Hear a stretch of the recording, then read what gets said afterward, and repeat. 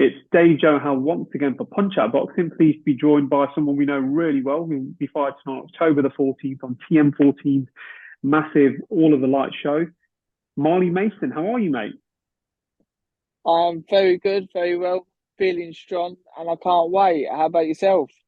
Yeah, I'm good, mate. I'm good. I mean, I've had the pleasure of commentating on a lot of your fights. Um, you've been around the circuit now for a while in terms of the small hall show, but you've always brought a massive crowd and also as well an entertaining style of fighting. You're fan friendly. Um, People like to see that kind of style, and you've got a massive fight in what is it in a week's time against Jeff Ofori. Talk to me about the fight and what are you going to be doing anything different in terms of prep? Because in terms of who you're fighting, should we just say this is what many consider a big step up, isn't it, Marley?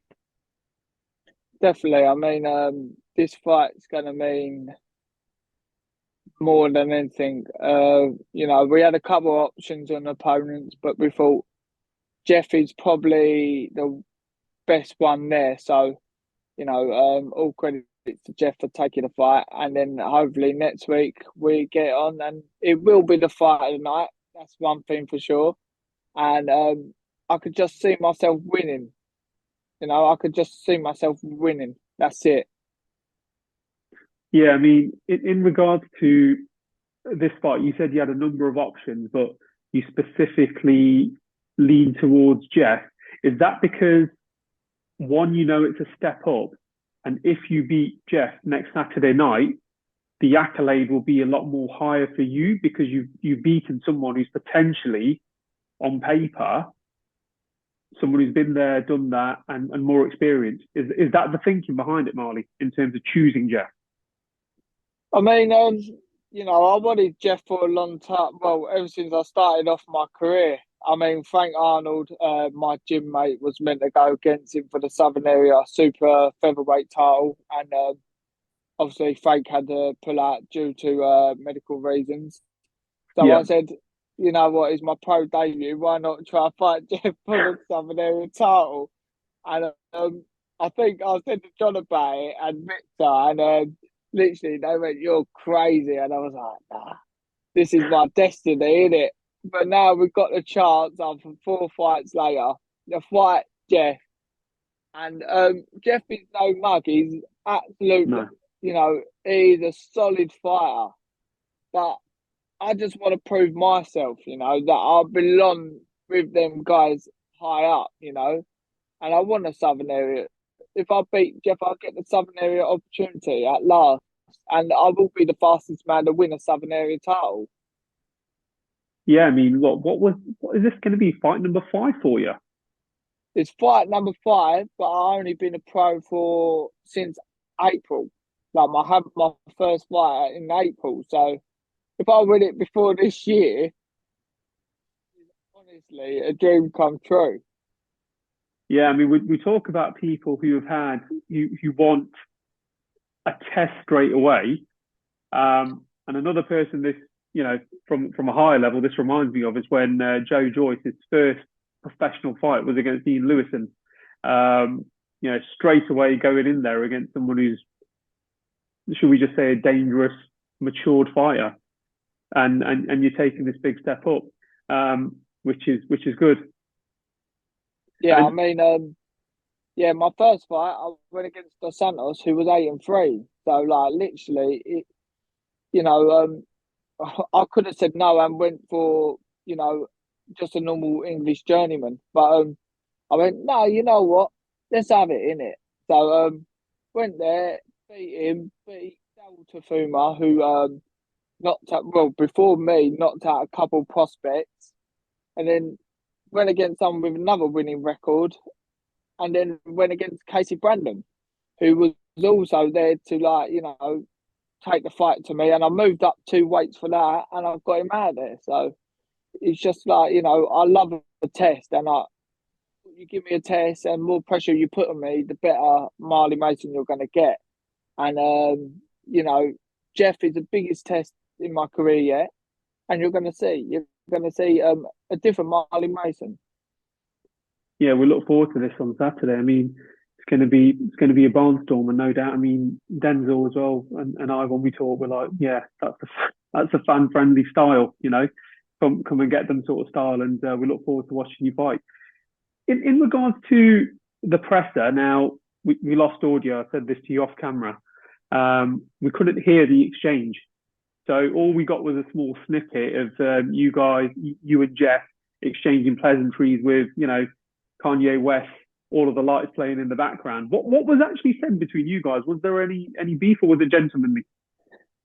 It was a bit of needle behind it. I mean, Jeff was saying fast is slow or some shitty comment like that, and excuse my language. And then I was like, "That's all right. You see, in it, like you got to realise, Jeff, if I beat you, you're retired, which is true. Like it's 30, like almost middle 30s, and you know, he thinks he can still prove himself, but he can't because once I'm done with him, he's retired. But he likes to think that, that he can use his experience against me and like, hurt me and all that. But mate, like I don't think he will.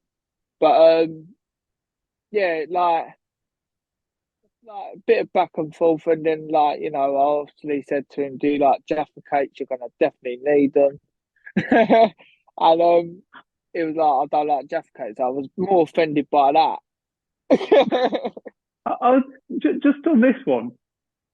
Dennis McCann's been known for the Haribos. Yourself, Jaffa Cake. What is the story about? Are you just a Jaffa Cake fan? Is that what it comes down to? Always, like ever since kickboxing, always my trainer always told me, after the weigh-in, drink loads of water and all that, dig in with them Jaffa cakes. So obviously I had Jaffa cakes, and ever since I fell in love with them.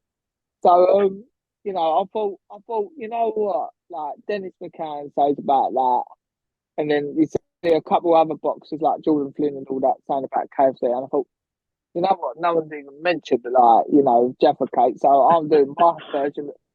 I'm doing my version of this now. So Jaffa cakes, if you're watching this, please give us some support and give me a sponsorship, and I will You, promise you now, I will dress up as a Jaffa cake at the weigh-in. you never know. You might have a robe with McVitie's on the back as well and doing adverts. I would It, happily do it if they pay me the right money. I will. you never know. It all starts somewhere. You've worked with John from TM14 Promotions and Johnny Clark over at Top Tier. You've worked with two of the people that are making a name for themselves in what I call the medium ball market. What's the journey been like? Because they've been there for, Johnny's been there just over a year now. John's been there a couple of years. You are part of both of their shows. What's it like working with both Johns, shall we just say? Well, first of all, what a geezer, and the like, I just can't split them. They've both been so like lovely towards me. They got me in the fight that whatever I requested, they have been so nice and everything like that. And I'm over the moon, to work with both of them, and I think both shows will blow up. But yeah, I thought on Johnny Clark's last show, and I felt like I was in the O2 Arena. I really did, and and plus it was more local to where I live, so I won loads of fans more than like when I bring up in York Hall, and yeah, the whole place was deafening. It was deafening when I went out, and I gave the fans what they want, which was a good old fist fight. But working with both of the Johns has been brilliant, I just love working with them both. They're just good guys, and I hope they keep up the good work and pressing prospects like me to be on bigger shows. Just a couple from me then before we let you get back to work. So how do you see the fight going down on Saturday, your fight? So do you see a win? Do you see yourself stopping Jeff, or have you Yeah, thought that far? definitely. Because you visualize, yeah, definitely, yeah. Yeah, definitely. I mean, later rounds, the more later the rounds, the more stronger I get. The more I see Jeff later rounds, the more sloppy he gets. So, you know, um, you're just gonna see a different Marley Mason on this fight. Definitely. Yeah, well, me and Denzel will be looking out for that as well because we do like to watch that relentless pressure that you apply. Um, I might clearly, box. we'll see what happens on that night. Clearly, you're a fight fan as well. Lee Wood defends his WBA featherweight strap against Josh Warrington on Saturday. Will you be watching, and how do you break that fight down? I will be watching, and I can see Josh Warrington winning. Definitely Josh, because he obviously he's a pressure fighter like myself, and I just if it's the Josh Warrington that beat Kiko Martinez and Cole Frampton and all that, Lee was going to be troubled. But I just think Josh Warrington be too much for him.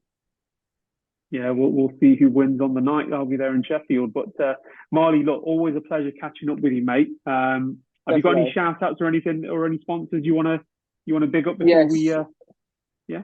So I like to shout out all my sponsors. Wow Hydrate, Five Physio, Favorite Supplies, GJS, Silver Tiles, Girling Nutrition, Max Scaffolding, and I'm pretty sure there's something else, but I can't think of it.